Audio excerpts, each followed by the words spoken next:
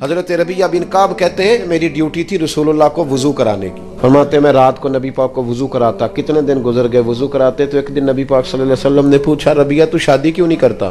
کہتے میں نے کہا یا رسول اللہ میں نہیں چاہتا کہ کوئی کام ایسا کروں جس سے آپ کی خدمت رہ جائے، اور ویسے بھی حضور نہ رنگ روپ ہے، نہ کوئی بڑا قبیلہ ہے، نہ کوئی کاروبار ہے، کون مجھے رشتہ دے گا؟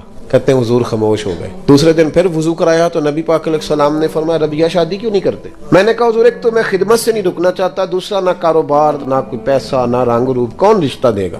کہتے ہیں حضور پھر خاموش ہو گئے. جب میں باہر نکلا نا دوسرے دن تو میرے دل میں خیال آیا کہ تو کتنا بیوقوف ہے، حضور کو دلیلیں دیتا ہے. جب نبی پاک کہتے ہیں شادی کیوں نہیں کرتا تو تجھے کہنا چاہیے حضور جیسے دل کرتا ہے کر دے.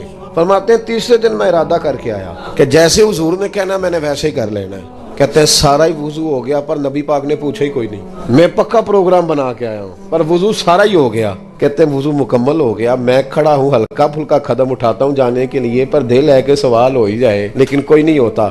فرماتے ہیں جب میں باہر نکلنے لگا نا دروازے کے قریب پہنچا اللہ کے حبیب نے آواز دی. حضور فرمانے لگے ربیہ شادی کیوں نہیں کرتے؟ میں نے کہا یا رسول اللہ جیسے دل کرتا ہے کر دیں. تو نبی پاک نے فرمایا جا فلانے سردار کے پاس جا، فلانے قبیلے کے فلاں سردار کے پاس، اور اسے کہے کہ نبی پاک کہتے ہیں اپنی بیٹی کی شادی میرے ساتھ کر دو. حضرت ربیہ بن کعب کہتے ہیں میں گیا، جا کے پیغام دیا، نہ قبیلہ، نہ مال، نہ دولت، نہ حسن، ایک چیز پکی ہے. فرماتے میں رسول اللہ کا غلام تھا تو ہر وہ کام کرتا تھا جس کا میرے نبی حکم دیتے تھے. سنت شریعت پر عمل پورا، دینداری پوری.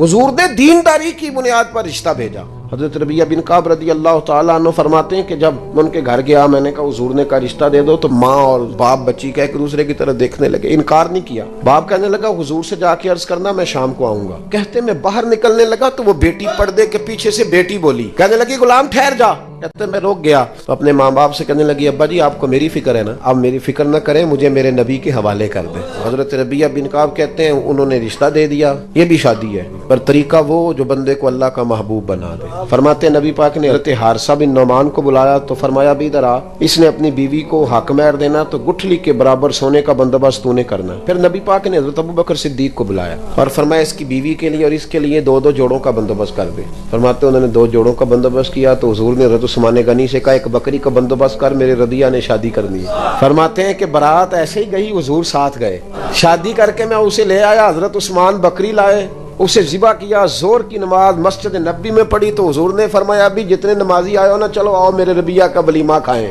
فرماتے ہیں شادی ہو گئی. او بھائی سنت اور شریعت تجھے آسان کرتی ہے، تیری تکلیفیں دور کرتی ہے. اذیت میں نہ پڑو، پریشانی میں نہ پڑو، چھوڑ دو یہ چکر سارے. ہم نے مصیبتیں کھڑی کر لی اپنے لیے جو ہماری جان ہی نہیں چھوٹ رہی.